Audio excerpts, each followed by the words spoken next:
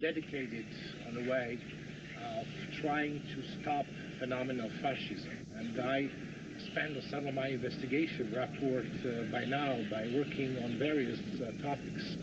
One of them was the Kurt Wilhelm topics, which took 7 years of my life and very deep research in reality of World War II and cover-up of one of the biggest Nazi war criminals who also made a big career. Mind control programming also made my interest, and I'm very delightful today, ladies and gentlemen, to present you the people, the victim of the program, Cathy O'Brien, who I'm enjoying today her hospitality in her sweet home in Tennessee, and Mark Phillips as the person who saved Cathy's life. And my very first question is to Cathy O'Brien to tell us a few words about when she gets involved in that M-Code project and how old you were there when you started that. I was born into a multi-generational incest-based family, and my father was sexually abusing me from as far back as I can remember, and he often bragged that he was substituting his penis for my mother's nipple while I was still an infant. And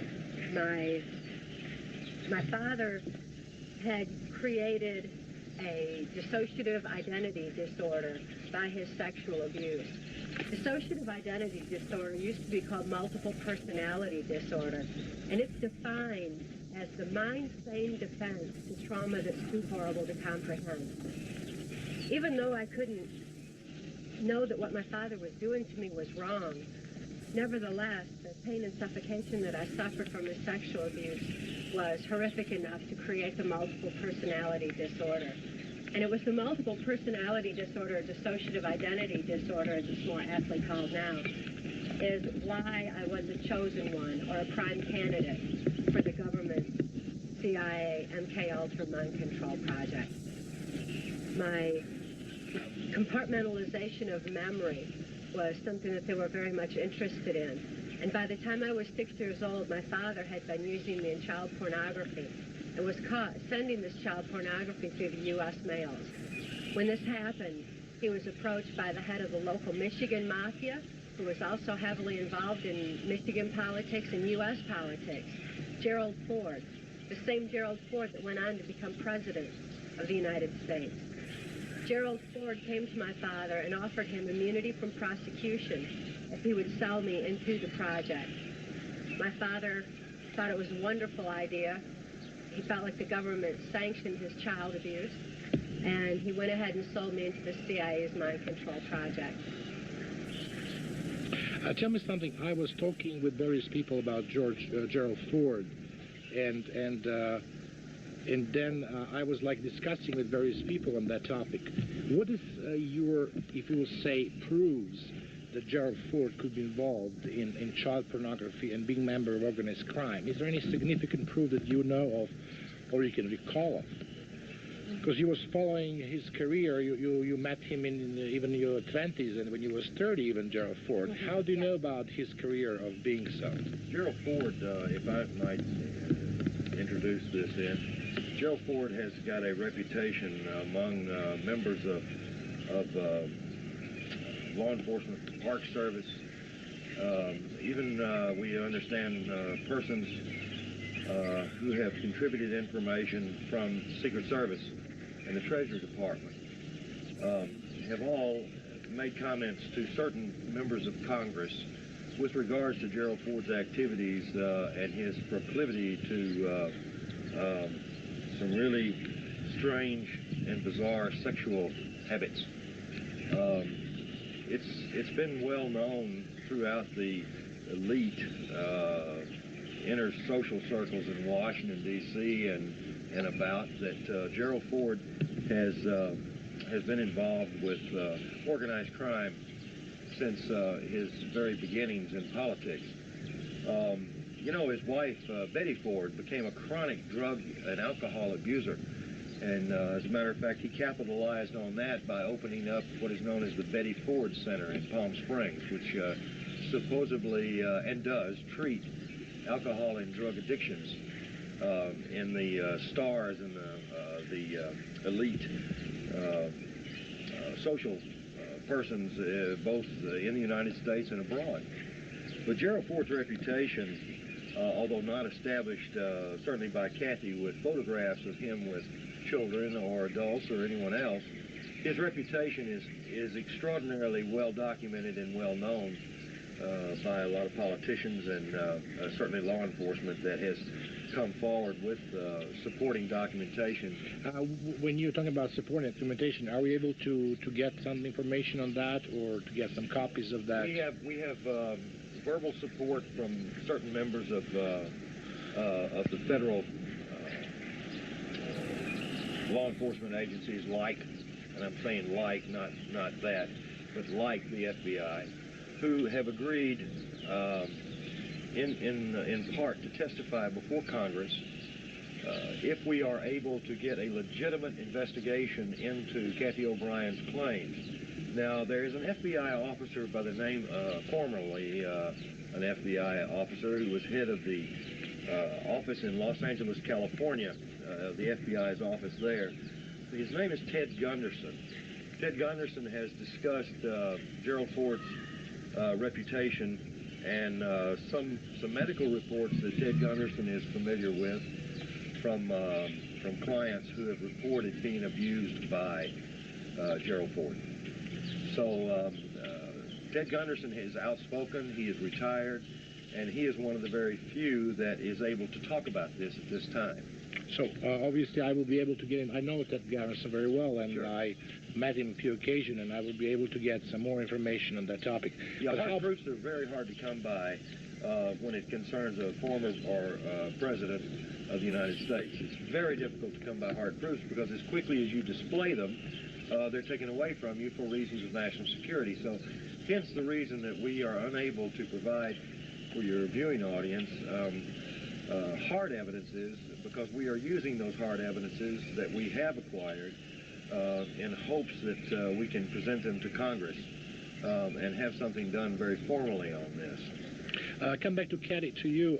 You was mentioned that Gerald Ford went to your home and he introduced himself. Was he there in the capacity of how you said member of organized crime, dealing with pornography, and how he get in that time in contact with such sophisticated CIA operations like mind control? Well, or was his private business before to be an organized crime? It had been his business for some time, which is how my father was doing the child pornography during my earliest years. But my mother was also multi-generational incest-based. She suffered from dissociative identity disorder, from child sexual abuse. And her brother, my Uncle Bob Tanis, also of the Muskegon, Michigan area, was very much a part of this abuse, and he was definitely a connection between my father and Gerald Ford. My Uncle Bob Tanis was U.S. Air Force intelligence and also claimed to be working for the intelligence arm of the Catholic Vatican, which is the Jesuits. So in other words, we'll be getting some information from that aspect of the...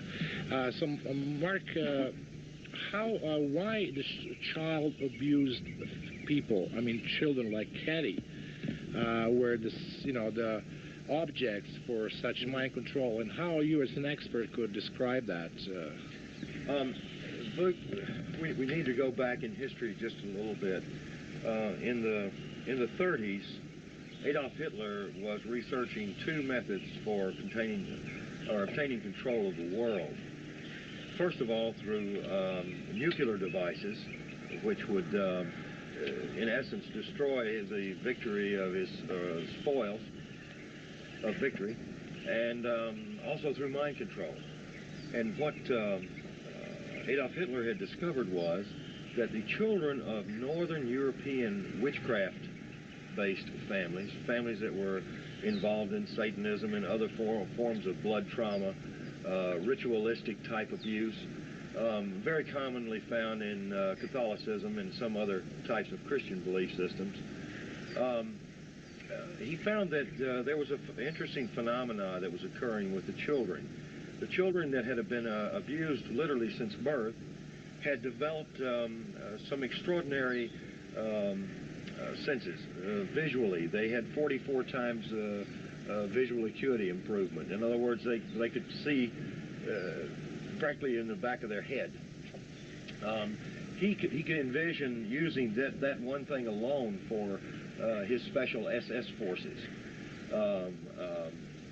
In addition to that, he also found out that these children had developed photographic memories, and along with a host of other psychological as well as psychiatric changes that seem to occur when people are exposed to horrific abuse. He took those studies, or actually had a fellow by the name of Heinrich Himmler began to delve deeper and deeper into the research until he formulated a plan to literally genetically encode these children through interbreeding among these incest based families. I guess plainly spoken, Vuk, these people were abused, therefore they abused their own children, and their children abused their children, and you develop generation after generation of these abused children, which of course grow into adults. What we have found is that our government, the United States, became interested in it about the same period of time. Our intelligence officers that were serving in Germany at that time began feeding us information back that Hitler was going to breed a super race. And inside this super race was going to be a nucleus of individuals that Hitler or somebody else could have absolute control over. Now, these people would have high IQs, much higher than the average person, and it was not so much that they were smarter, it's the fact that they had been abused since birth. Cathy O'Brien's IQ is above average. Most of the people that we're dealing with here, their IQs are much higher than average. And this is as a result of not the interbreeding or the multi-generational effect. It has something to do with the abuse that she incurred. Her brain literally was forced to use more and more of itself until she has developed some incredible, but not so incredible characteristics, such as photographic memory. This, from my perspective, it was like a compartmentalization of memory where the abuse was compartmentalized in a certain part of my brain so that the rest of my mind could function normally as though nothing had happened. And I believe that's why it's termed the mind-sane defense to trauma too horrible to comprehend. But this compartmentalization has amnesic barriers around this photographic memory. And it was this compartmentalization of memory that the government was very much interested in and utilized throughout the Reagan-Bush administration in particular for me to be programmed to carry out specific criminal covert operations, which they wanted kept secret, as well as to deliver messages verbatim to different government leaders that were involved in implementing the New World Order through mind control of the masses. I have a question. I present your case to the various editors of big magazine in Europe and also editors of the various publishing houses. They found a big interest, but at the same time I faced quite a skepticism because of the fact that something what is very well known to you, and you're talking very spontaneously, was a very difficult topic for them to comprehend, and that's why I'm here today to give them more details and more accurate information and details regarding those topics. When you're mentioning that it was used first for sexual purposes, can you tell us the beginning of your sexual abuse and what is your recollection on that? Who was the first abusers that you faced in your childhood, and gradually how it's turned on to your other kind of utility they found for you, which is also sending messages and dealing with drugs? So that my primitive behavior had been confused when my father was substituting his penis for my mother's nipple, because my sexual experience went into a realm of innate survival instincts such as eating food would do. And my father was my first sexual abuser. And From there, he prostituted me to various local policemen, local Masons, local politicians, such as U.S. Congressman Guy Vanderjagt, who later went on to head the Republican National Committee that put George Bush into the office of president. But my Uncle Bob Tanis was also one of my primary abusers from a very early age. My next question is the involvement of implementation and how the Nazi came to this country. He was lecturing over 30 times in various communities, including police, right? Yes. We've spent the last 5 years, Cathy and I have been lecturing with primarily psychiatrists, psychologists, mental health caregivers, and of course state, federal, and as well as local police groups all over the country. We're entitled to teach in 11 states for continuing education credits for these particular persons. And to answer your question about where all these scientists came from, the United States government had in 1947 started a Project Paperclip. Project Paperclip was the importation of Nazi and fascist scientists that had scattered after World War II out of Germany and Italy all over the world. And we were bringing them together and bringing them over here. We had propulsion scientists and we had mind scientists or psychiatrists. You have in your library, I saw the other day, the book written down about that, right? Yeah, a lady in Washington, D.C., who's a very prominently well-known reporter for the Washington Post, I believe. Her name is Linda Hunt. She's been a Washington correspondent for many years. She did the actual research into the Freedom of Information archives and actually came up with the information on Project Paperclip. And people like Werner von Braun, the more notable ones that most people know about, propulsion scientists that helped actually build NASA, the National Aeronautics and Space Administration, from the ground up. He, along with a lot of other scientists, were brought to this country over a 43-year period of time. And they were secretly placed in our learning institutions, our colleges, universities, excuse me, and into major corporations, research labs, as well as NASA and the Defense Department. You mentioned over 43 years means far behind the World War II. Yes, yes. Does it explain some kind of putting these two nations together in a way, Germany and the United States? I don't think they ever separated. As a matter of fact, I'm not saying this flippantly, but I don't believe that Nazi Germany lost the war. I believe they just had to move their operations from their country to this country. You mentioned the other day, and it was about to go to this place in the state of Alabama, place where the NASA center is, and the place where you mentioned is a home for a lot of Nazi scientists. What's the name of the place? And Huntsville, Alabama is the home of the NASA rocket propulsion group of scientists.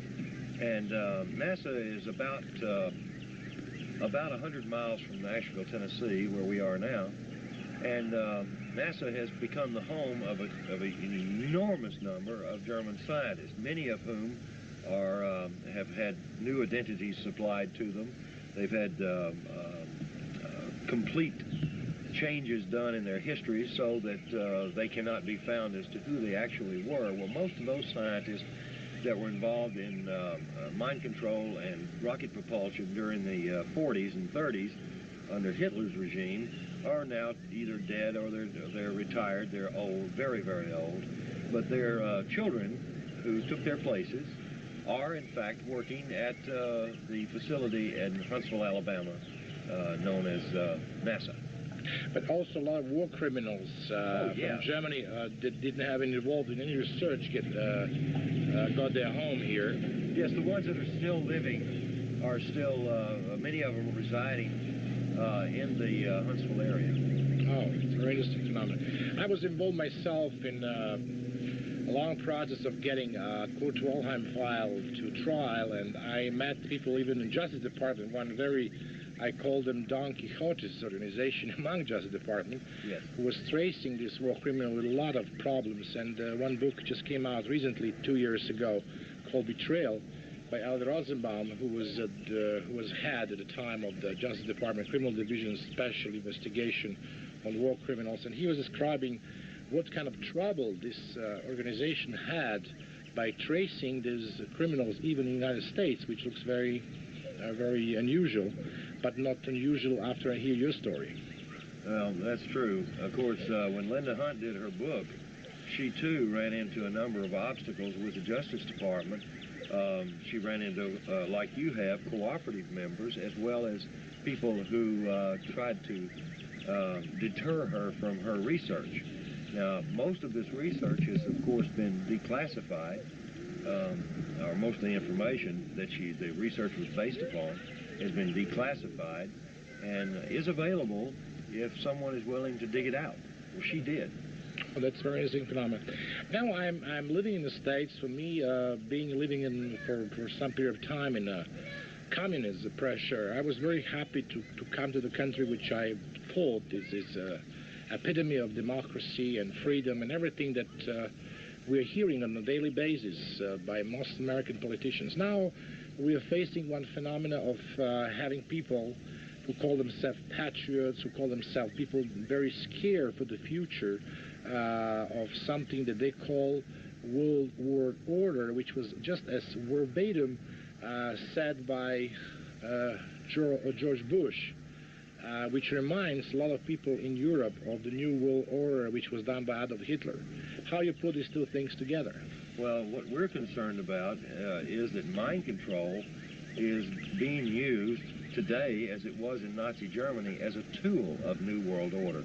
You know, Adolf Hitler was really the second person in history to mention the fact that he thought that the only way that this globe or humanity would survive itself would be through a one world order, a singular government headed by a singular person. Well, Adolf Hitler wanted to ensure that that singular person be in absolute control. So he thought that by having human beings, that he could totally manipulate their minds externally. In other words, his puppets, or the people like Cathy O'Brien, people who had been conditioned from birth and trained from birth to accept orders and to act on those orders without any social conscience. These are the ones that Adolf Hitler envisioned would be his puppets of control for the world. Well, the first person, I might add, was Nero in Rome, and Adolf Hitler was second. George Bush was the third person in history to stand before society and say the words New World Order. But mind control, Vuk, is only a tool.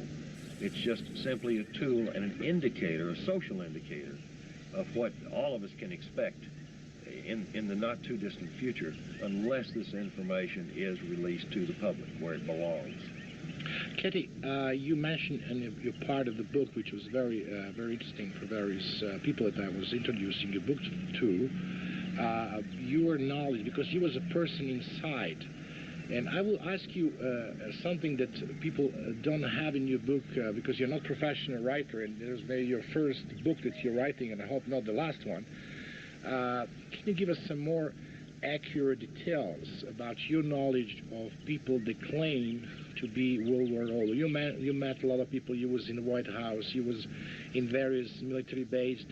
Can you tell us some more information how you can determine those people that claim themselves to be a member of that order?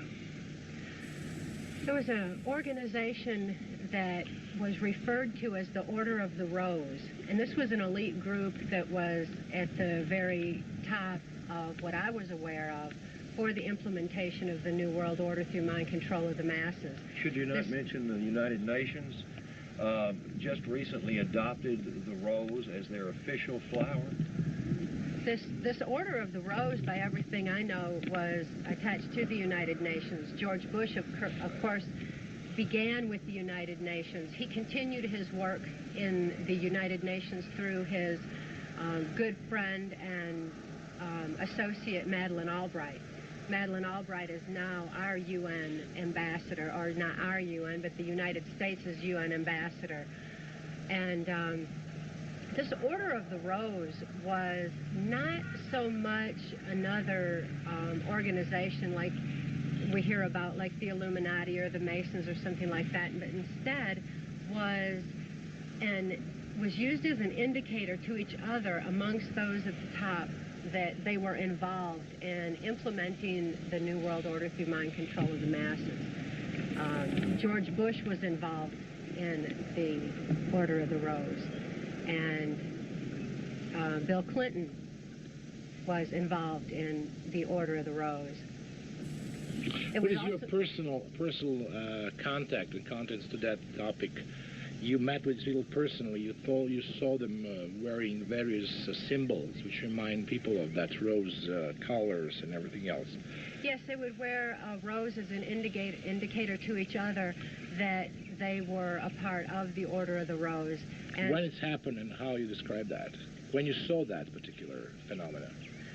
For example, at the White House, I was at a White House cocktail party during the Reagan administration, and... Do you remember the year and the members, anything, like month and something like that? It was, I believe, 1985 to 86, and at that time, the Prime Minister of Canada, Brian Mulroney, was brought to the White House. He was being honored at this particular cocktail party. He wore the rosebud on his lapel to indicate that he was a part of this Order of the Rose. You saw him, you personally, at that party? It yes, was some I did. kind of a closed party, closed society, without presence of the journalists, I believe, right? I'm not aware of any journalists that were there. There were quite a few people that were at this particular cocktail party. Not all of them wore roses. The ones that did certainly indicated to me, since I knew, that they were part of this Order of the Rose. Who was there on the party? Who was George Bush, Madeleine Albright, and Ronald Reagan, Senator Byrd, to name a few. One interesting thing, there was a presidential helicopter that crashed in the state of Maryland in 1993, I believe in June of 1993. That was a helicopter that Bush used with some frequency. And one of the odd things about it was, instead of having the presidential crest embroidered into the seats, it had a rose. Now, Cathy O'Brien had reported a rose that was embroidered into the leather seats of a helicopter in 1990 to the FBI when she gave her testimony. But it wasn't until 1993 that we actually got corroboration of that through a news report when a presidential helicopter actually crashed with, of course, no one in it of any importance as far as politically goes. But nevertheless, the helicopter did crash, and photographs of the seats were taken. So that photographs available? Yes, yes. Yes, and the rose indicator was, that I saw in George Bush's helicopter was black. This black rose was an indication of death. The red rose was an indication that I would be used in sexual mode for prostitution purposes. The white rose was an indicator that messages were being delivered. When baby's breath was surrounding the rose or the rosebud, it was an indicator that my daughter Kelly was usually involved in that particular operation, which meant that she was going to be sexually abused as well. These were her cues. These were visual cues that the person delivering them would be privy to, Vuk, but no one else. And these, in the course of using these particular cues, they would simply touch the rose to access a particular program message or to program one in. That wasn't all that it took to set the program. There was so much that was done at the onset, so much trauma that I witnessed that had caused my mind to be primed for accepting program, and this base program was already laid. From the base program, other programming, specific programming, the delivering of messages was then added, or the particular sexual perversion that had to be fulfilled was added, and then they were ready to be accessed, and when it was time to be accessed, they would simply touch the You just mentioned that you was testifying in front of FBI. Yes. What kind of testifying was that we're talking about? In 1989, I brought forward the diaries of her controller or handler, Alex Houston, because these diaries contained a number of large cash transactions among high-ranking officials, both within the Justice Department, in the entertainment business, as well as some politicians, including... Cathy, you have in front of you a list of the people that you collected after your recollection of everything that happened after you was rescued by Mark Phillips. People that you can say and swear the member of the Rose. Can you give me this list and tell me what people are on that list? And you also having a list of all drug traffickers that you was acquainted with. You met them and you work with them. Yes, this is a partial list that I've compiled. It was just a matter of listing some names for convenience purposes for people investigating. And I refer to it as a perfect traitors list because these are certainly traitors of our country that are involved in implementing the New World Order under this group that they refer to as the Order of the Rose.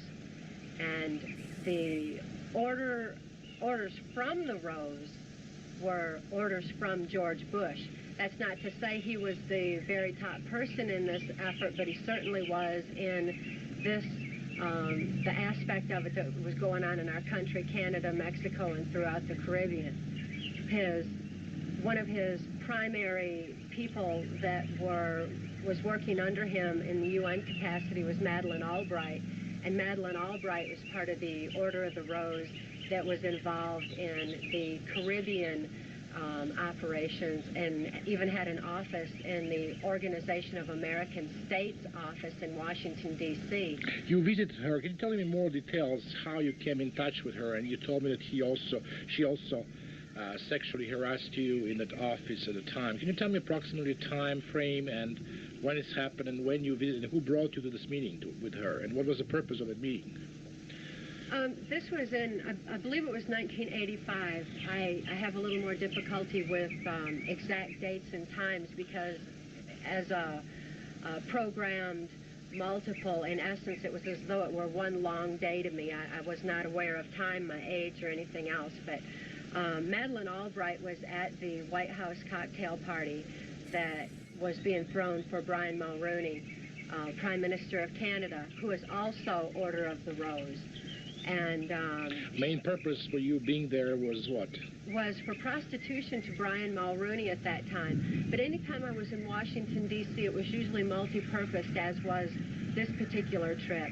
And after having been prostituted to Brian Mulroney that Can you explain me the situation in more details? Who brought you there and what was the room that was used for that reason? Also in White House, or he was guest in White House, he slept in White House? Yes, he had a room in the White House at that time, and I was brought into a White House cocktail party for the purposes of making contact with Brian Mulroney for prostitution later that evening in his room in the White House. This room? Can you describe this room? It was one of the nicer guest quarters that they have in the White House, and it was actually a suite. It wasn't just a bedroom. There was an outside room to it that had a sofa in it and some comfortable furniture. But also in that room, by the time I entered, were 3 other girls, one of which was a very dear friend of mine who remains a dear friend of mine today. She is a mind-controlled slave of U.S. Senator Arlen Specter. She's not free at this time. She is amnesic of most of the events, and she's anxiously awaiting the day that someone will be able to rescue her from her ongoing mind control existence. What is her name and where is she located now? For her safety, I will not say her name or her location, but I will say that she has flashes of memory at times. And when I was talking with her recently, she said that... you met with her in person? Yes, I've seen her since. She knows that the book Transformation of America has been written, and she finds tremendous hope for her and her children and for other mind control victims, that someone is actually vocalizing the atrocities that are going on in this country.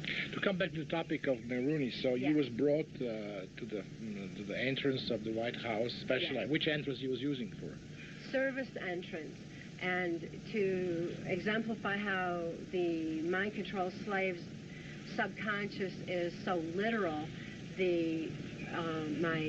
my escort, Secret Service escort, stopped outside the door and pointed out the sign that said service entrance on it to me and enunciated it quite differently so that I understood it to read, serve us in trance. And the service entrance was very often how I was brought into the White House. He took me inside and up to the room that was being used for a cocktail party. Well, actually, it's a series of rooms that's all interconnected where you walk from one right on into It was during the Reagan administration, right? Yes. President Reagan. Reagan was president at the time, and... Mrs. Reagan was not there, or she was there? Not that I saw. She wasn't... I never had any association with her, and didn't see her around at all. But so who brought you there? I mean, just Secret Service, but who was your mind control operator at the time? At the time, my handler was Alex Houston. Alex Houston was the one who was part of the country music industry, which was the cover for our travels that brought me wherever I was ordered to go. U.S. Senator Robert C. Byrd was my owner, and as my owner, Senator Byrd directed my activities. He's the one who told Alex Houston to have me in specific places at designated times. And on this occasion, it was Senator Byrd who ordered that Alex Houston bring me to the White House. And also, because I had other business in Washington that I would have to be tending and mind control programmed for at that particular time. So Alex Houston had brought me to Washington and left me off with the Secret Service, who escorted me into the White House and to the rooms, the series of rooms where this particular cocktail party for Brian Mulrooney was. So there was, you spent all night in bed with him and having intercourse with him, or? Not all night, just until he was sexually gratified, and then I left from there and was with Senator Byrd, as was so often the case. What do you mean by you was with him after you slept with him as well? Yes, very often there were a series of men that I would have to sleep with have sex with in one particular night. But as a sex slave, there was no personal interaction, there was no conversation, there was no keeping me around for any purposes. I was simply there for sexual gratification purposes. And that was the case on this night. As I was going through this cocktail party, George Bush and Madeleine Albright were also present. And George Bush signaled me to come over to he and Madeleine Albright and talk. And it was there that Madeleine Albright ordered that I would be brought to her OIS office the next day. So she said that you mentioned in your book, I remember the page 167 even by heart, that George Bush told you about Margaret Albright. Who is she and something like that. Well, yes, he made some jokes to the effect that she was the, quote, Reverend Mother of all sisters, which cryptically meant that she ordered mind control slaves such as myself around. And that particular cryptic language was indigenous to the Catholic Vatican, the Jesuit mind control aspect of my victimization. So the Order of the Rose and the Catholic influence that I was experiencing at that particular time put me into the Catholic Jesuit mode of operation that I had been previously programmed for and conditioned for, and was often used for carrying out particular Caribbean operations. And now your second meeting with her was in that building that you was mentioning before. Can you Yes, describe that building and her office and how it looks like and how this event had happened? Well, the OAS building is located in Washington, D.C., and Alex Houston dropped me off out front. I went through the front door, and there's like a hallway that goes all the way through the OAS building and right out to the back where there's a rock garden. Her office... How the garden looks like? There's some elements you can describe? The rock garden had a little walkway, like a sidewalk, where people who work there, people who were brought in, could go outside. There were different rocks, some trees and shrubs there, and a lot of Caribbean art was around the woodwork. I noticed that there was some Haitian artwork in particular that I recognized from having been in Haiti on operations so many times. So you was first probably, you went through the guard there and who told you where you're going, right? And first somebody asked you where you're going, or... No, I just went straight in. I already knew where I was supposed to go, and I'm sure that the different indicators that I was wearing was a tip to many that I was part of the CIA operations anyway. I, too, had to wear the different roses, and particularly in my hair. But I had been given a little red rosy cross when I was first brought into the Order of the Rose. Can you just keep this, what you was talking yesterday, and I just want to be curious if you can tell us on the camera that. You went to her room and she was sitting there, right? And she was... Yes, after what's we happened talked outside and I had received my orders, she brought me back into her office, which is located near the rock garden, and it's on the left as you go in. The office was really quite small, but it too had some of the Caribbean art on the walls. Some Haitian carvings were around the room. There was a file cabinet. Overall, it was a relatively small office because it was not her main office. But this OAS office was directly connected to the United Nations, and anytime I was around Madeleine Albright, the Catholic Jesuit aspect was accessed and used, and she accessed my sex programming at that time and made me perform oral sex on her before leaving. So how long was this action? So what she did was she just take her clothes off and order you to order oral sex on her? Well, actually, she just removed her panties. She was wearing a dress at the time, a longer skirt, which was more suitable for summer. It was a summer type weather anyway, and she just removed her nylon panties and had me perform oral sex on her while she sat in her office chair. And was she excited with that? Did she have an orgasm? Yeah. You can think of. How long you stayed there in her office? As long as it took. I really don't know how long it was.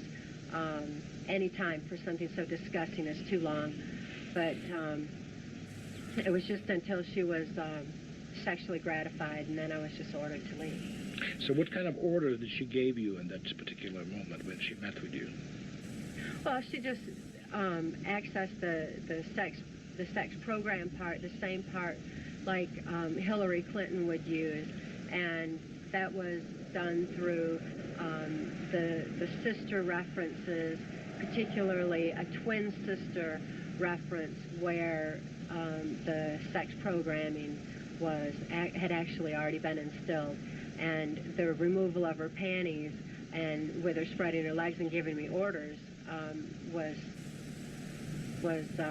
was really all it took. So in other words, you was completely automatic. So you was just because of your mind control and your robotic behavior in the time. Totally robotic.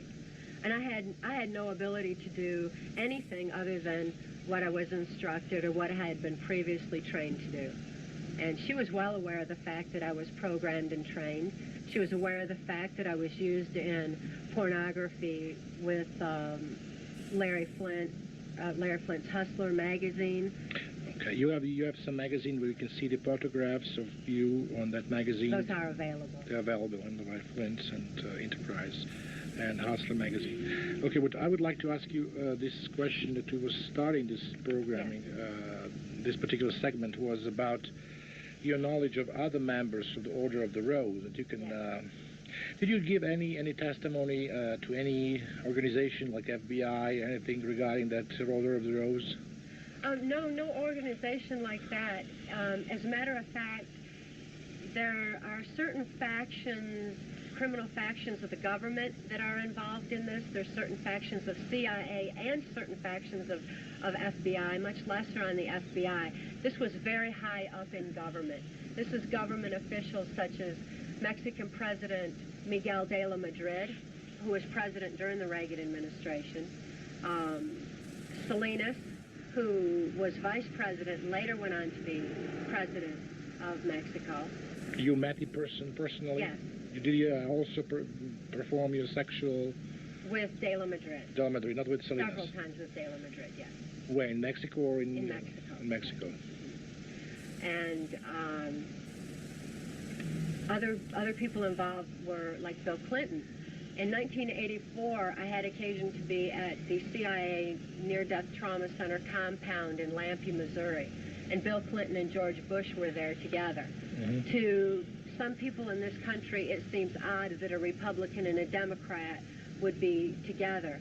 But in fact, their agendas were exactly the same. Their agendas didn't even have to do with the Democratic-Republican parties, did not have to do with the best interests of the United States. Their interests were this new world order. They both had exactly the same goal and the same agenda. At that time, they were conversing to that effect, and Bush said that when the American people became disillusioned with the Republican Party, that Bill Clinton, as a Democrat, would be brought into the presidency to finish carrying out this new world order plan. Other subject is when you was discussing, I'm recalling now the tape that you sent me to Europe, when I was showing to people that editors and some people from the various magazines that find big interest, but at the same time very big skepticism, because they don't have particular details in their topics. You was talking about this hunting field when Bush and Clinton were present. Can you tell me more particular where was happened, which plant you're talking about, and what you detailed, how you can detail that? Well, this was this most dangerous game, as they referred to it, was a matter of human hunting. And when a mind-controlled slave such as myself was stripped of clothes and turned loose in the woods, I was then hunted by George Bush, Dick Cheney, and Bill Clinton, among others. But they were the main ones. I do not believe that it was necessary for them to have subjected me to this form of trauma. There were so many other traumas going on at the time. My mind was already prime conditioned for mind control program. So I really don't understand it, except for the fact that they found great pleasure in this form of human hunting. And they took it from particular military maneuvers. And which base we're talking about when you was recalling the situation when Clinton was present and Mr. Bush? Which airspace? There's a little place called Lampe, Missouri, that's just across the Arkansas line. Bill Clinton was governor of Arkansas at that time, and his whole cocaine operation that was Mena, Arkansas was the main hub for, was bringing cocaine into this CIA compound. And this particular Swiss villa, as they called it, amphitheater, in Lampe, Missouri, was actually a CIA compound out in the woods, military fencing all around it, and mind control training center where there was high-tech equipment was in one building. There were offices in another. There were little Swiss-style villas or cabins where different officials in either the military, CIA, or politics would stay, and it would house them while they were there for either the cocaine activities, for the paramilitary operations that were going on. You know, there are black helicopters everywhere, total robotic guys that were being used in special forces. Which special forces you're referring to? There was also another program on my control by Delta Force, yes. Right? Can you describe what is your knowledge? Do you have any knowledge of that, or you met these people, and can you describe me some more of this? The Delta Force and the Navy SEALs are an elite part of the military that is mind-controlled, like the mercenaries. I'm more familiar with the mercenaries that were being trained to carry out international operations that weren't necessarily sanctioned by Congress, and they were brought into other countries, such as South America, and to carry out their orders. When in a country like that, the airplanes would then come back with the drugs in them, and the drugs were then sold on the streets here in America and really worldwide. The CIA's so-called war on drugs was nothing more than the CIA eliminating their competition and taking over the drug industry. So it was all inter-attached. It all interworked. At this particular compound in Lampe, Missouri, the paramilitary operations there were for more of the UN aspect. They didn't wear UN uniforms. They wore black uniforms, had black helicopters, and this was for implementing the New World Order and didn't really have anything to do with our actual military defense. So there were some specific units which was probably out of control, maybe, but it was very well known to the President of the United States because he was taking part of that. Oh, very well known, yes, and maybe not so well known even to some higher officials in the military, because this was not a routine military.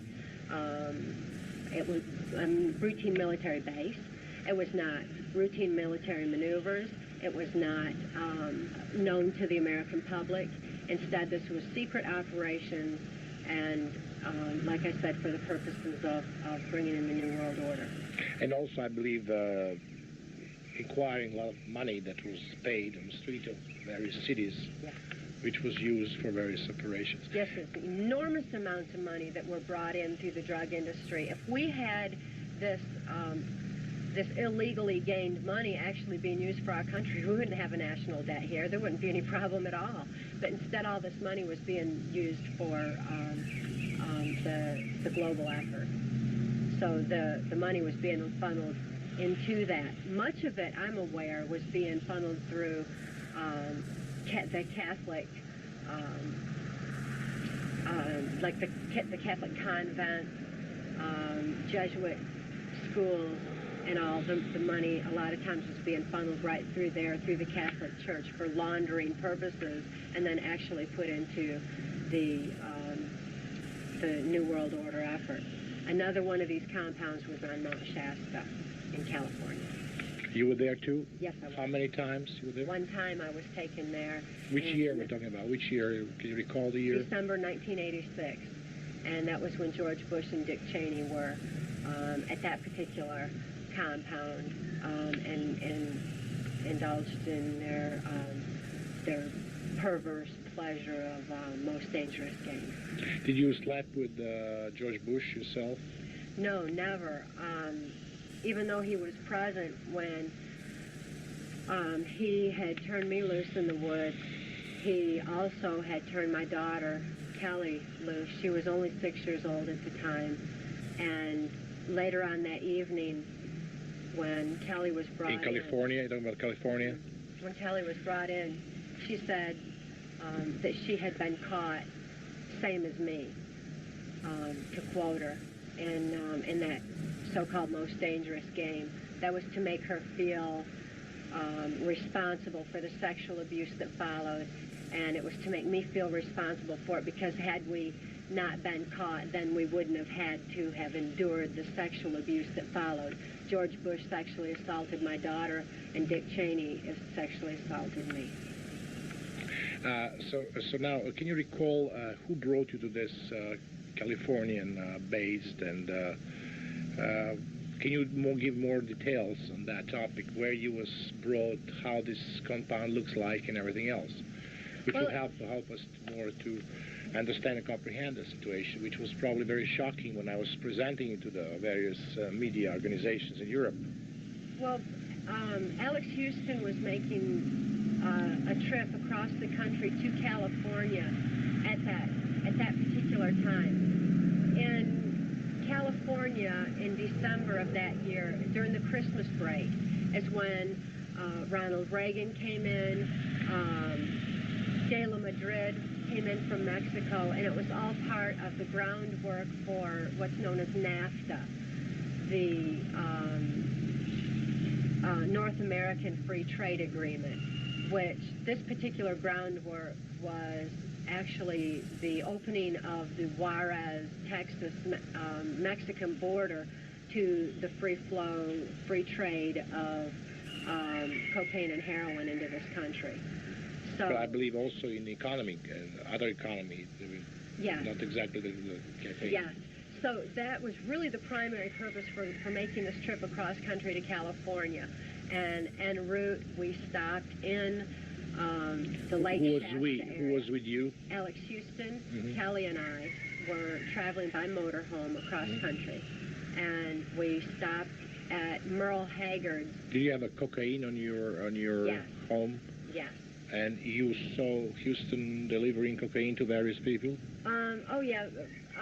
More often, I was the one who actually had to make the cocaine deals or load it out, because I was the slave. Why should he have to carry it? Is the way he thought. So I was usually the one that carried those large amounts of cocaine to the different warehouses, facilities, and all where the cocaine was dropped off. Can you recall to whom you delivered the cocaine at the time, just for curiosity reasons? Oh, many, many times the cocaine was brought to a CIA drug drop, as it was referred, in the state of Kentucky. It was Diamond Tavern's resort where the cocaine was brought in. Another place was at an abandoned amusement park in Ohio, where the cocaine was dropped off. There was usually large quantities of cocaine involved in those kind of deals. Aside from that, it was just minor, hand distribution to different people in the country music industry or different politicians. Did you have him paying you on the spot, this kind of money, or you never saw money, or how it was done? On the larger deals, there was not money exchanged. A lot of times there were bank transactions that had occurred that I had been programmed to cover the specifics on the larger deals. On the smaller deals, there was some money that was made at that time. Now, Mike, we have now some. One of the reasons I came here was very much to dig out some more evidence on various aspects of the story, which was very, very shocking for most Europeans, and maybe Americans living here and being faced with the situation on a daily basis in one way or another. Even that we can say that most Americans are not familiar with this vaccines happening on a daily basis in this country. You'll be showing me the book. Can you tell me the contents of the book, Mark, and what is the book all about? Well, yeah, first of all, I'll tell you where the book came from. Alex Houston was Cathy O'Brien's handler for the CIA. He's a CIA operative, drug runner, pedophile, money launderer, as well as slave runner. And he even though he did not orchestrate Cathy O'Brien's activities for the most part, he was responsible for making sure that she was in certain places at certain times. As you all have discussed earlier, I'm sure, there are codes, keys, and triggers that are necessary for someone to know in order to access, very much like getting into a computer program, in order to access the mind of one of these programmed individuals, such as Cathy was, you need to know the codes, keys, and triggers. I was aware of this because of a general in the military that had informed me that somewhere Alex Houston must have a record book where it'll say record book on it, and it would indeed contain some of her codes, keys, and triggers. Well, I knew that Alex had a large safe in his home. Very, very old, but extremely large professional bank type safe. And that I knew too that Cathy O'Brien had a photographic memory, so that if she had ever seen the combination even once, it would be recorded in her mind. But unfortunately, I was rather disturbed that she could not tell left from right, and usually, you know, so many turns left and so many turns right. Well, that did pose to be a little bit of a problem, so I just simply reversed the process. But I was able to access in Cathy's memory the actual combination to the safe. And when we opened up the safe, this book, a central record book, did indeed come out of that safe. What means central? Is it booked by some central? Oh, I think you can buy these books. They're record books. I think you can buy them most anywhere. But like many CIA operatives, they normally stay with the same theme, and so everything on it will either say Central or CIA or CCA or something of that nature. But contained within the pages of this book was much more than codes, keys, and triggers. As a matter of fact, there were very few codes, keys, and triggers in here. What was important, though, were offshore bank account numbers, numbers of persons high up in politics, like Bill Clinton. And at the time that I got this book, Bill Clinton was only running for the office of president. I didn't realize that he had been destined to be placed in that office. But there are a lot of drug dealing, a lot of South African telephone numbers and bank drops, ways to launder money. Primarily are in this book. But you just mentioned Bill Clinton. Can you please show me the page where... Cathy, where is the page? She can find it very quickly. Where Bill Clinton's name is there and his telephone number was there, which I believe some people they've been using, they could be... Yes. This one. I want to face this with the camera.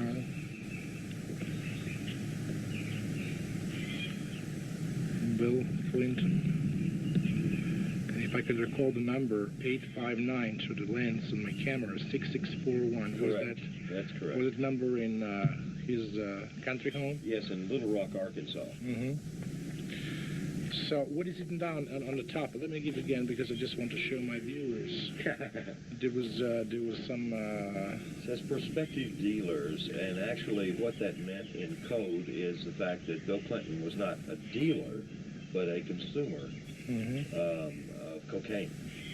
So, Cathy, you can recall, and I believe you testified on some occasions on Bill Clinton's using cocaine. You testified that you brought him the cocaine. And can you describe me this time and time frame and what was happened? 1978 was the first time that I've delivered cocaine into the state of Arkansas at Mena Airport. With whom you was there at the time? With whom you was there?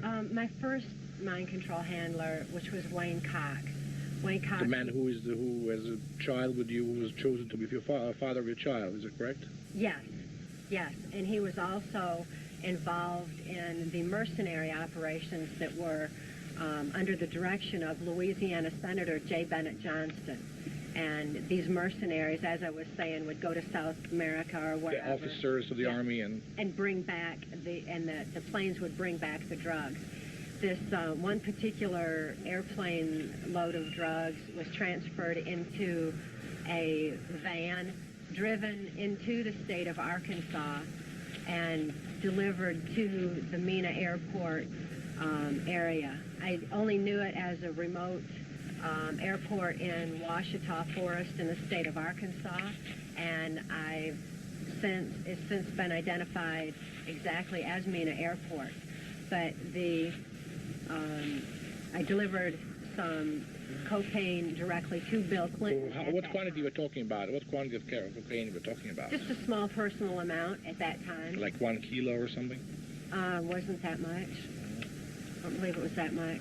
So where was the place of delivery? It was at a hotel that was right nearby there, where Bill Clinton was staying at that time. Do you remember the name of the hotel by any chance? No, I don't. So it was a small hotel? It wasn't like a conventional motel with like a Holiday Inn kind of something. It wasn't like that. It was an older stone motel. It's actually the place that she's identified. She did so for some investigators with the Kenneth Starr Investigative Committee for Congress. And although I apologize, I don't have photographic memory recall, they did tell me what the name of the place was.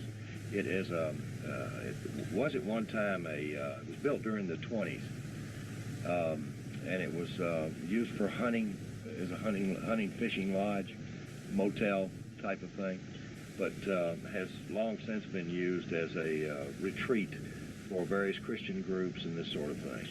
But yes, it's in existence, and it's there in the Ouachita Forest. We'll be able to recall this hotel when you'll be able to see this hotel now. Right, I can Cathy? get photographs of it. Now to come back to this topic, you brought there, you came in his room, right? He was there? Yes, Bill Clinton was governor of Arkansas at that time. He was for a very brief period of time. Then later he became governor for an extended period. How the situation was looking like? You brought him this cocaine to his room, right? Yes. Or... Yes, along with a message from J. Bennett Johnston, because this was from Johnston's personal stash of cocaine that he was sharing with Clinton, because it was supposedly extra good cocaine. Bill Clinton snorted 2 lines of it then, and He did in front of you? He opened the package? Yes, and told me to tell his friend Ben, as he referred to him, that the cocaine was excellent, so it was real good. So I did. That was the first time I witnessed him using cocaine, and I did have occasion to see him using it throughout the Reagan-Bush administration. So that was your first occasion that you met in person with Bill Clinton, is that correct? Yes. Did you testify on that to some committee or any organization like FBI or whatever? The information was turned over to the ones that Mark just mentioned.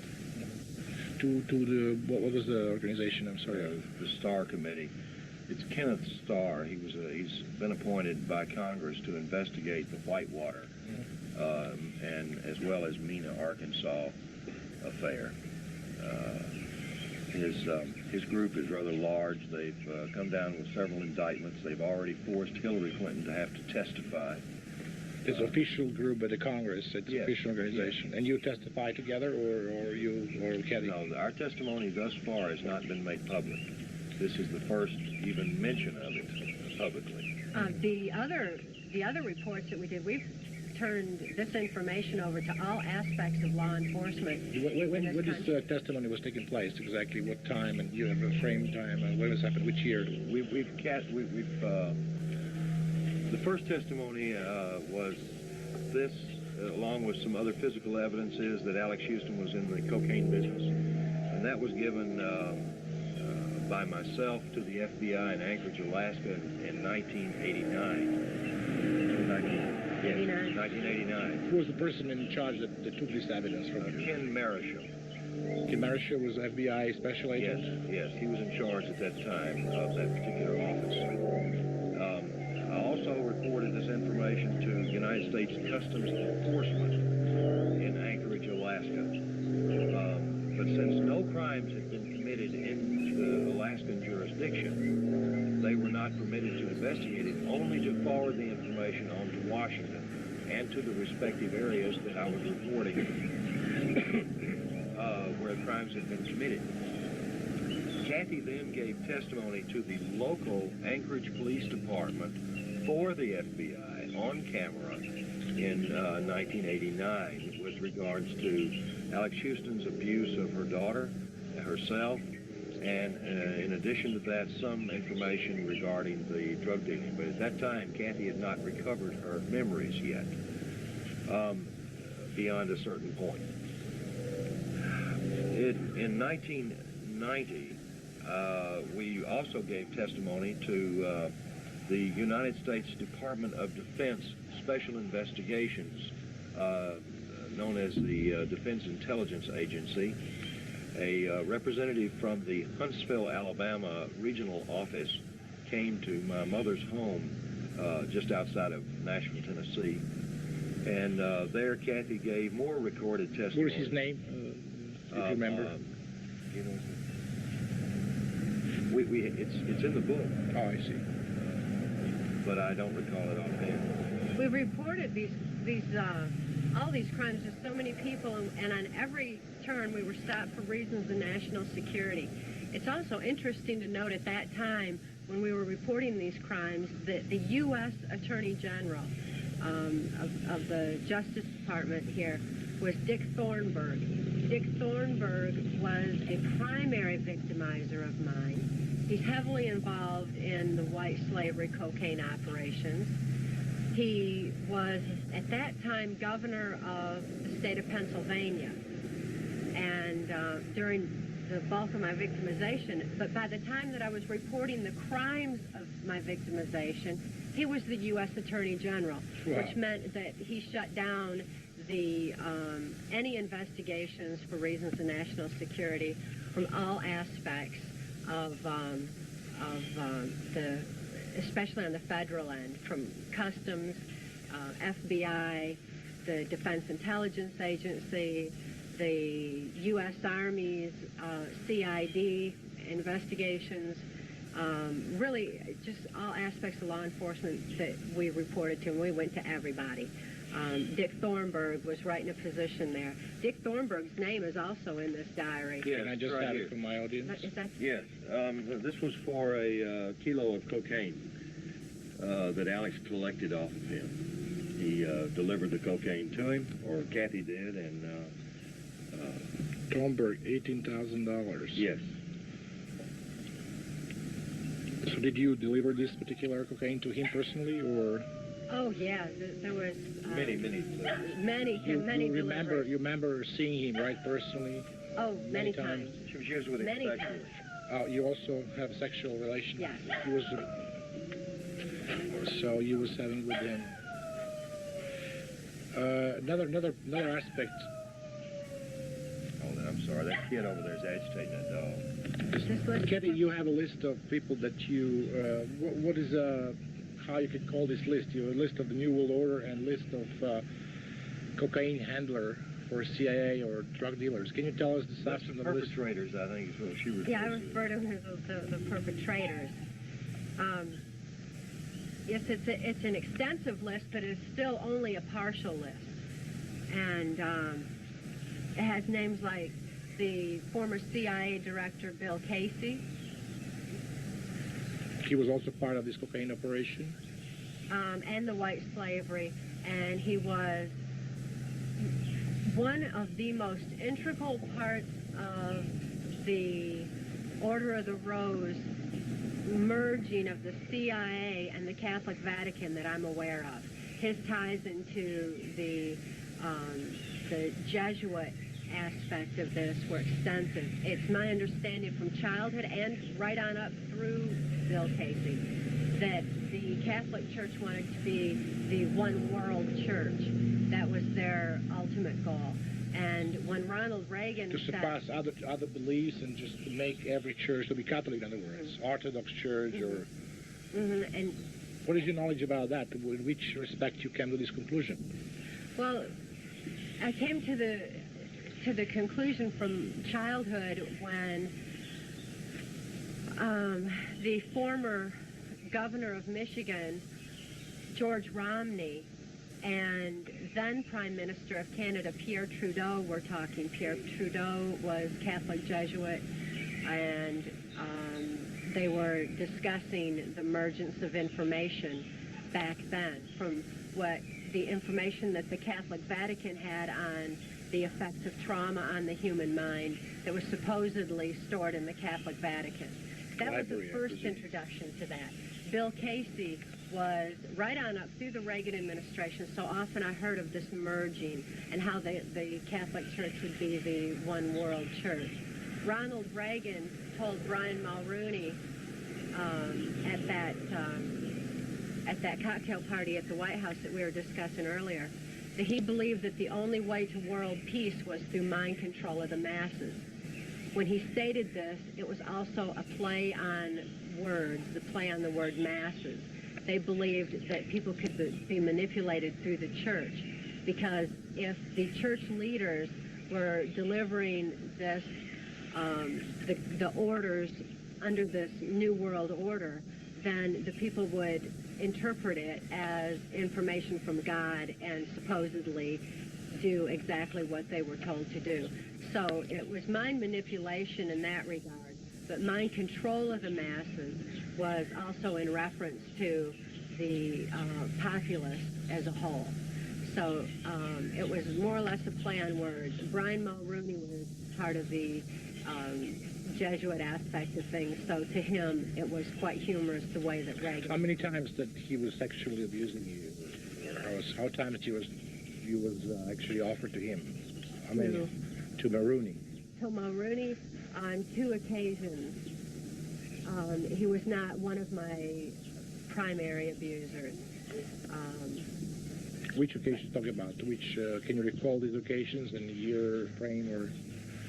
The one that we discussed earlier at the White House, and another time on the Canadian side at Niagara Falls. And who brought you there to him the second time? Alex Houston. Again? Alex Houston. It was still traveling under the guise of the country music industry. That was our cover. That was our excuse for traveling throughout the United States, Mexico, the Caribbean, and Canada. And now, to come back to this list, you collected the names and people that you met during your time of your cover-up with drug business or drug trafficking. Can you please tell us the rest of this name that you have on this list? Can you just read for me, please? Other names include Saudi Arabian King Fahd. This regarding to New World Order members, right? Yes. Yes, these are...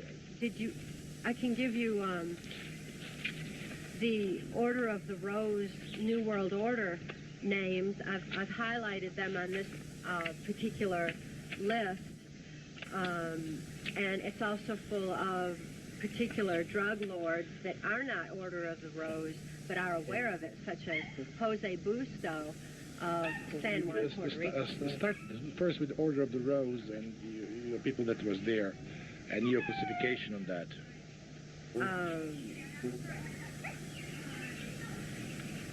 The U.S. diplomat Philip Habib, U.S. Army Lieutenant Colonel Michael Aquino, who was a primary programmer of mine, U.S. Congressman Guy Vanderjack,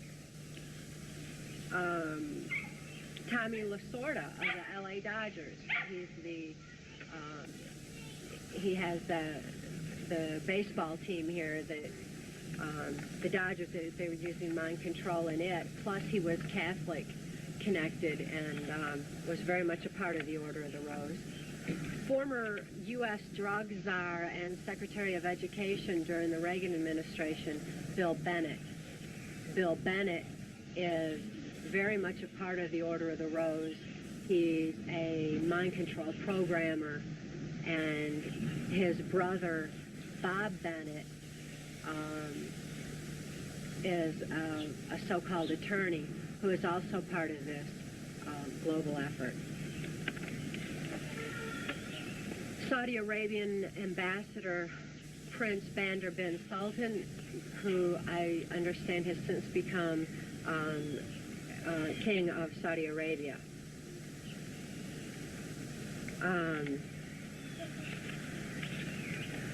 former Tennessee Governor Lamar Alexander, George Bush Jr.,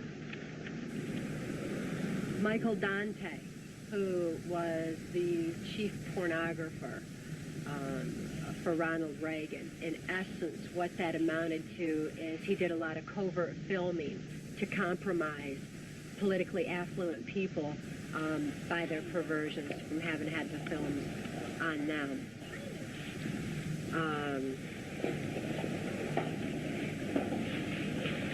Hank Cochran is a singer-songwriter in the country music industry in Nashville, Tennessee, who was one of the primary people in the CIA's cocaine operation. He's also aware of the Order of the Rose. This Order of the Rose group was a small group.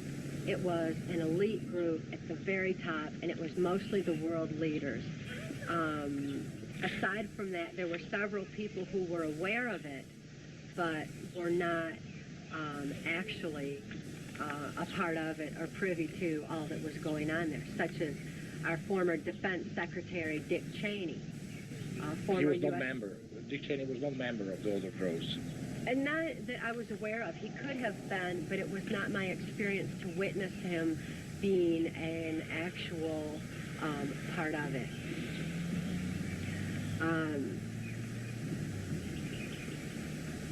There's U.S. Congressman Gary Ackerman of New York, U.S. Congressman Jim Trafficking of Ohio, General Manuel Noriega of Panama was well aware of the Order of the Rose. I'm not sure whether he was actually a part of it or not. He was certainly a part of the CIA's drug operations during the Reagan-Bush administration that I was aware of. Did you met him personally? Yes, I have. Which occasion you met Noriega? The primary occasion that I met him was in December of 1987. And where was that? It was in Tampa, the Tampa area of Florida, which was real close to MacDill Air Force Base. It was actually just across the bay from MacDill Air Force Base, which is a very primary hub for the cocaine operations of the CIA. Also, who brought you to him, and how you can describe this meeting with him, and can you describe where you met him and which it was hotel room or some other base? No, actually, he had his ship out in that that harbor area. He has this enormous yacht. I guess it's actually referred to as a yacht. I really don't know where the difference would come in between a ship and a yacht. His was so big. But there was an enormous party that was going on his yacht at that time.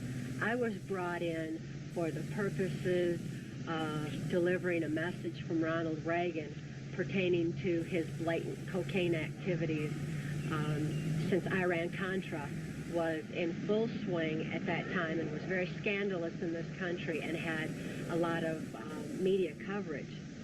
The orders to Noriega at that time were for him to just, be quieter about the operations, to go underground with them, and to cease, the blatant activities that he was.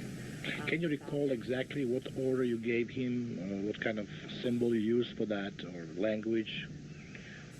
Primarily, what was done is there was U.S. Senator Alan Simpson of Wyoming was the director of the operation. It was called Operation Shell Game, and this was an effort to have Noriega cease his blatant activities. It was done through terror tactics, where Lieutenant Colonel Michael Aquino was brought onto the ship as well. I did see Oliver North downstairs while I was being taken upstairs to Noriega. There was, I was used in. Can you try to recall this picture how you was brought to his room inside, or how it looks like? Yes, I was given specific orders to be on a dock, to be picked up by a little boat, which would take me to his yacht. This little Who brought you there to this boat? I don't know. Somebody that had, it would look like a little speedboat type No, dinghy. who brought you there, and a person that brought you there to Florida? Alex Houston. Exactly. Mhm. Okay. And Alex Houston then flew off elsewhere to carry out his own business, while I was left there to carry out these particular orders. So you gave him a message from Reagan, in other words? Yes. What was the message? Do you remember the message? Yes. Not verbatim right at the moment. It is recorded in the book verbatim, though. Mhm. It is in Transformation of America verbatim. My memory now, I would have to go into like a self-meditative trance to recall verbatim, and I don't choose to do that at this particular time. But the message, in essence, was that the imminent lifting of the veil over all of them from Iran-Contra was going to expose the CIA's cocaine activities if Noriega didn't cease his blatant activities now. He was told that he would be covered, that he would be protected from any exposure unless he continued on the course that he was, and he chose, I guess he chose to So you gave him this message personally, Yes. right? Per se, you stayed next to him in his chair or his No, room? what had happened was I was brought to his yacht. I was given a coded pass key, which was a shell that was swirled into the design of an eye. It's an actual shell that's found on the beaches in that area. Mm-hmm. I presented the shell. There's also the shell of what they referred to as a baby's ear. Mm-hmm. That was very traumatic, that was used to signal my involvement in this particular Operation Shellgate. That was my pass key onto the ship when I presented it. Once I was cleared the guards, he had armed guards, Noriega had armed guards on his ship. Once I was cleared past them, I was escorted upstairs to what appears to be like a black smoke mirror windows of the very top floor, which is what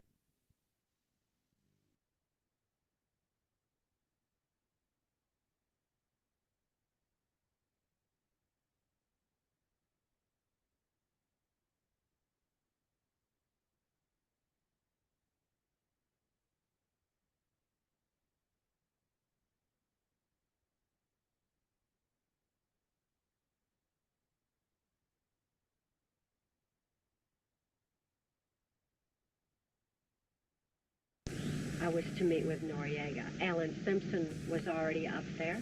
So he was there present when you was there? Lieutenant Colonel Michael Aquino was there. And in essence, they did a modified version of the hands-on mind control demonstrations that I was forced to participate in on the various military bases and NASA installations across this country. That was where the term presidential model came from. In essence, they were demonstrating the latest forms of mind control to people. And this was a modified version of that presentation. And this was done to Noriega to show him not only the latest technologies in mind control, but also to play on his occult superstitions. It was done to terrify him into believing that he would have the wrath of Satan himself on him if he didn't comply with Reagan's orders. He was very terrified by the whole presentation and had run hollering from the room. So the effect was definitely there. The trauma that he endured on his superstitious beliefs, coupled with the message that was delivered verbatim, including the exact voice inflections that have been programmed with, should have been sufficient to force him into containing his operations on a more subtle basis. Somehow, I don't know why or how or what happened, but apparently he didn't do it, and that was Bush's, when he went and raided Panama on the so-called Operation Just Cause, when they brought Noriega into this country, and I guess he remains a political prisoner here to date. But that was done because he was skimming profits off the CIA drug money that I'm aware of. And how was you aware of this scheme process? Because of the transactions that I was involved in on his aspect of this cocaine operation out of the Caribbean. I knew that the money would turn up short and that he had already been accused of skimming. Who was about to pick up the money from him? You was in charge of that, or? At times I was a part of that, that particular aspect. So that was how I was aware that he was already skimming. But I was also aware that more than anything, his activities were not being kept secret enough to suit the CIA at that time. They had been so blatant about their cocaine activities up to that point that they did have to quieten them down during the Iran-Contra investigations. I see. So in which respect you was collecting money? So did they brought this money through the ships and delivered to you, and you was bringing this money where?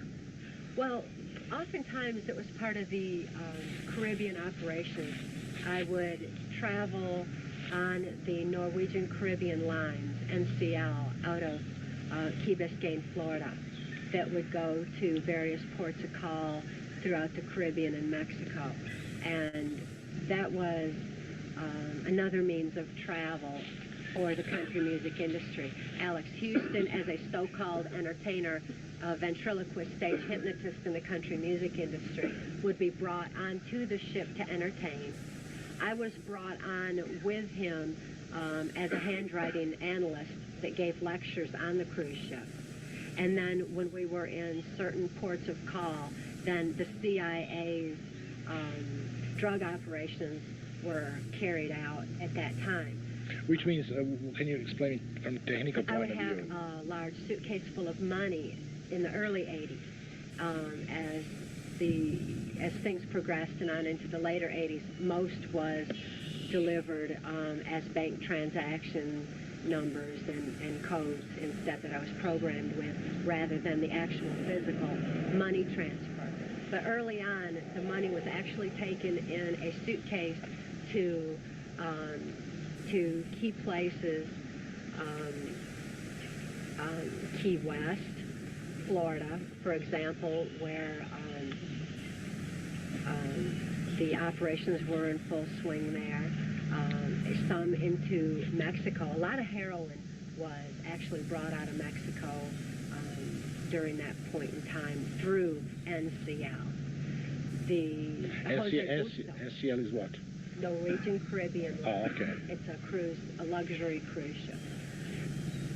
Jose Busto in San Juan, Puerto Rico, was a very integral part of the Caribbean operations and would clear the CIA-involved people such as myself, where the legitimate immigrations or legitimate customs inspections were circumvented, so that he could actually get the drugs taken off the ship through the cargo area instead, so that they would be undetected.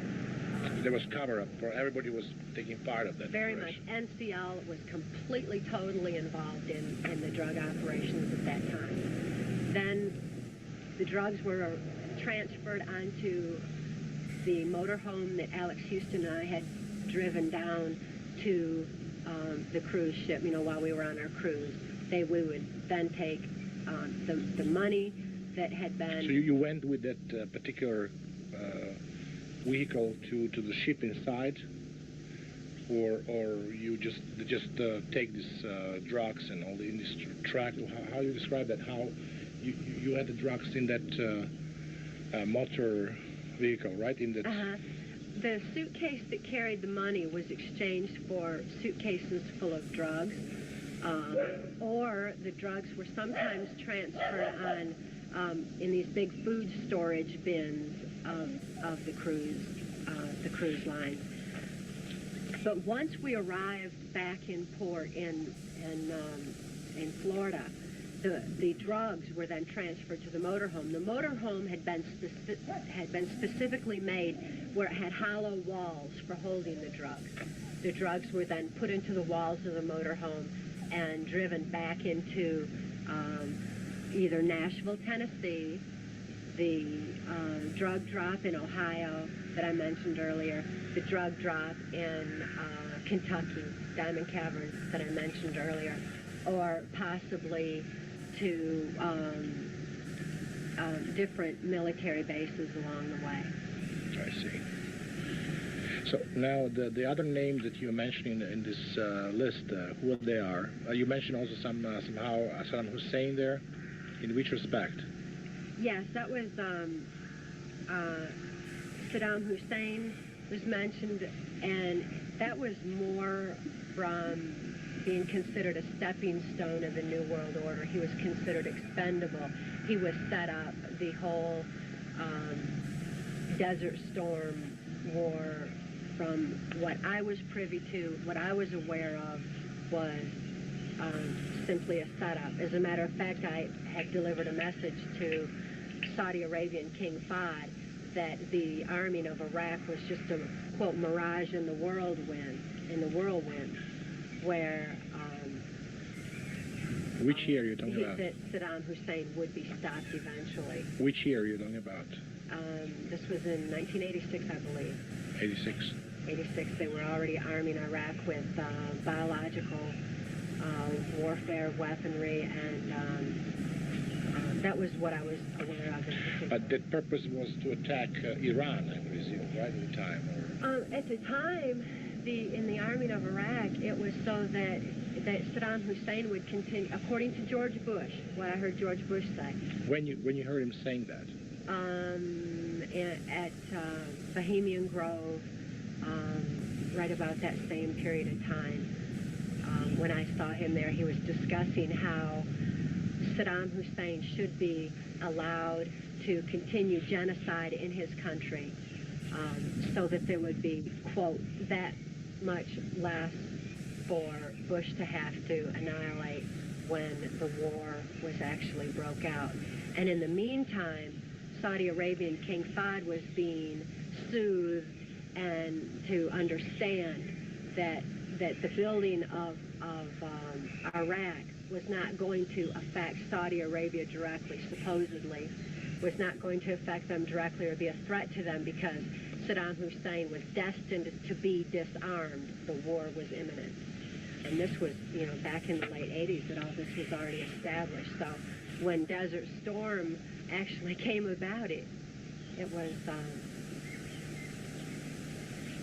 it didn't seem like war as the public perceived it at all to me. It was so staged.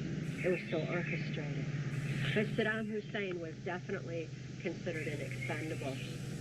Baby Doc Duvalier of Haiti was also considered an expendable. They used Haiti as a cocaine hub for many years before that particular aspect of the cocaine. Did you have met Baby Doc? On numerous occasions. Where was the first time that you met with him? I met with him in Haiti at his presidential palace in Port-au-Prince. And who brought you there? Alex Houston. You and flew this there, was right? through the Norwegian Caribbean line. Oh, you went with the crew there. Right.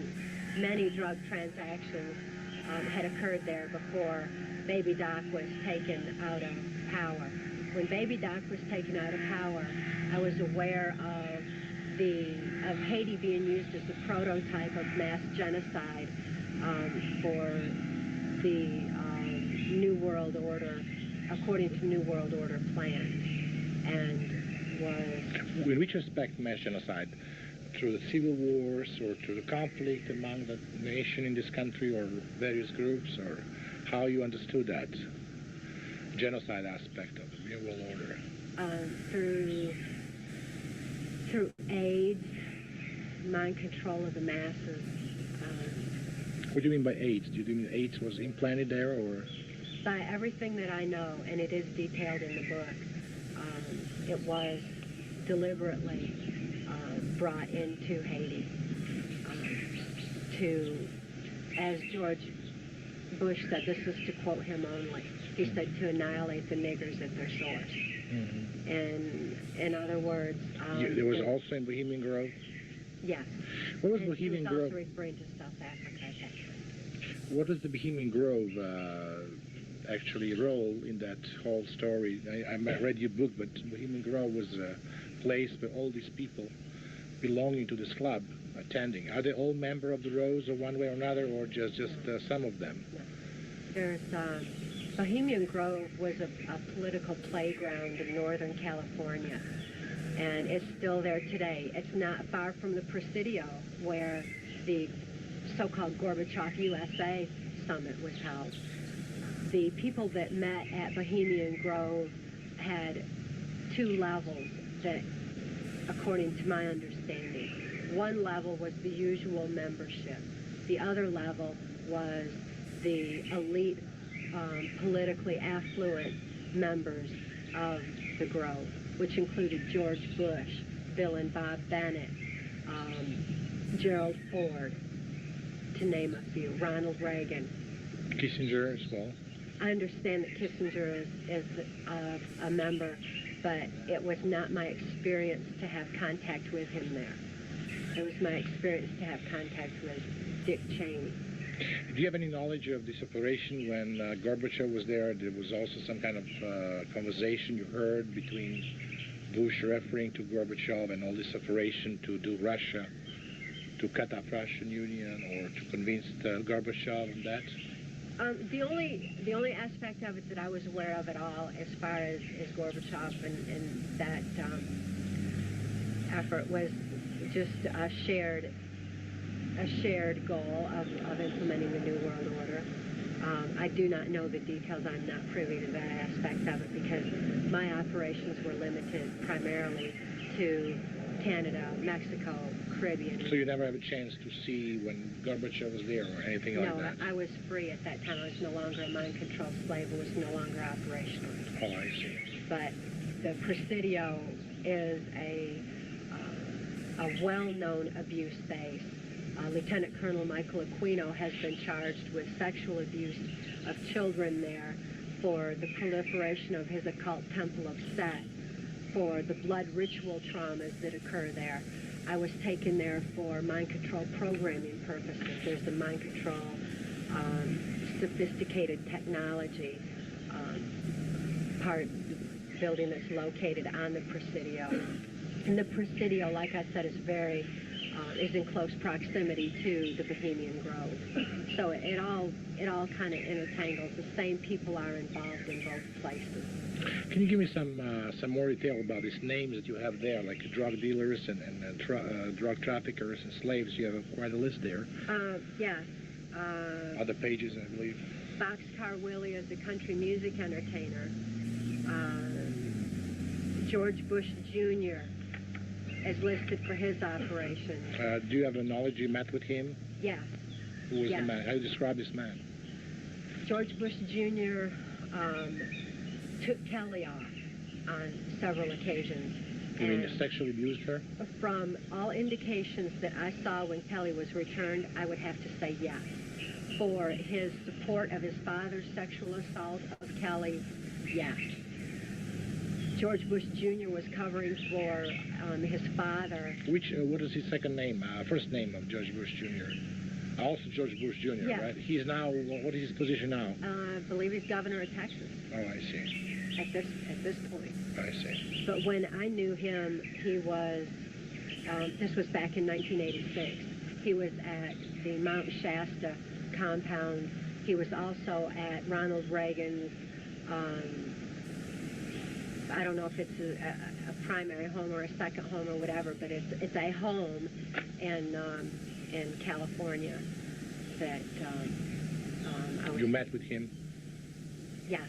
Do you have anything, any relation sexual whatsoever with him, or? None whatsoever, and no indicators that he was interested in any kind of sexual relations. The only interest that I ever saw him show was towards my daughter. I did not witness him sexually assaulting my daughter, though. Did you witness anyone? Did you witness?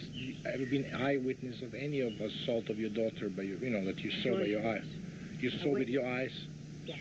When it's happened and how it's happened?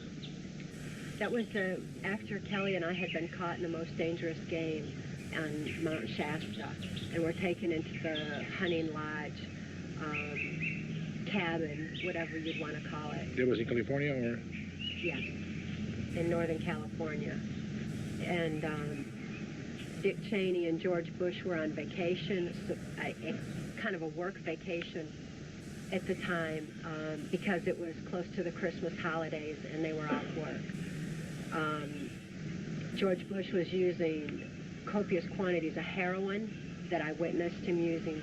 He was using heroin? Heroin, yes. Which way? Through the needle? Or? Yes. And there was also opium that was smoked in that room.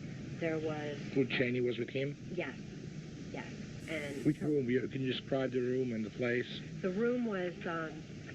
it was set up like redwood walls, and it was very rustic. The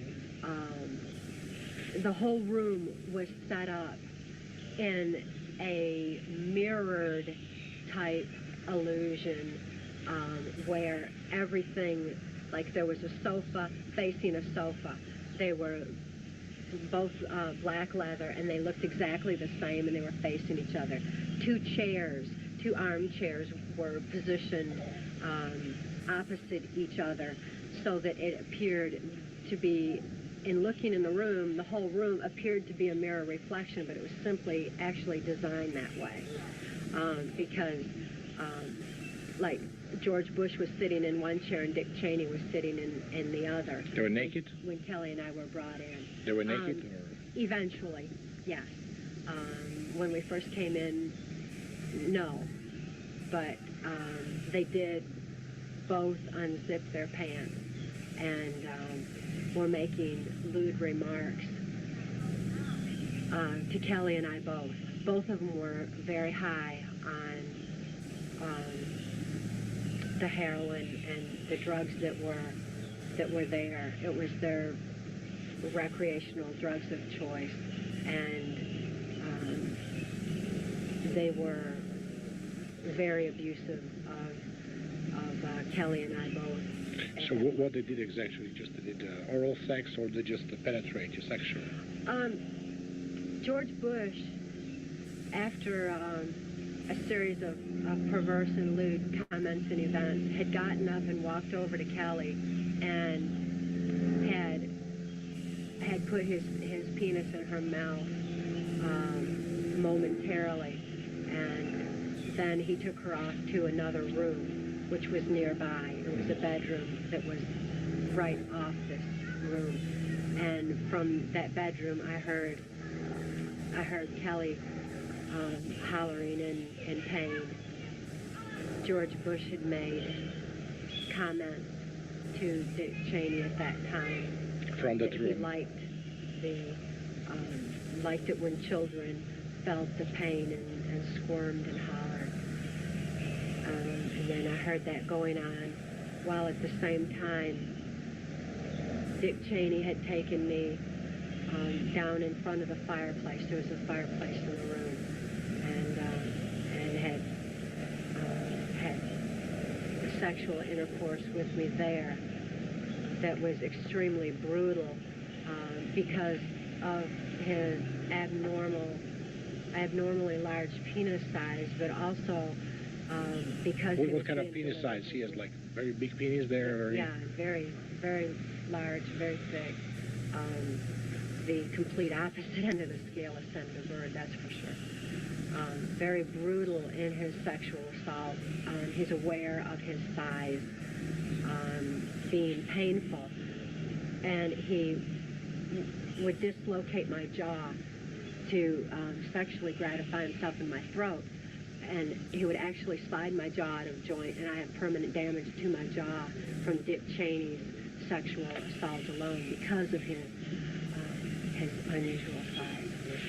So that was a very traumatic event. The whole thing was horrible enough to have actually shattered some programming that I had at that time, and I had to be reprogrammed at the Presidio following that traumatic event.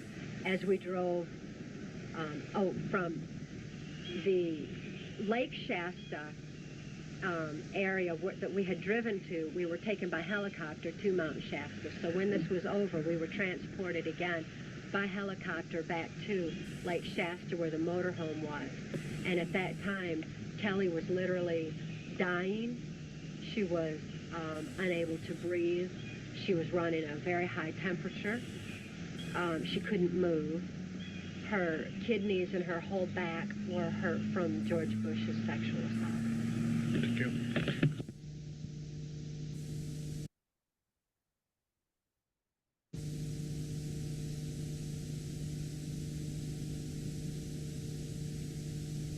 Trance.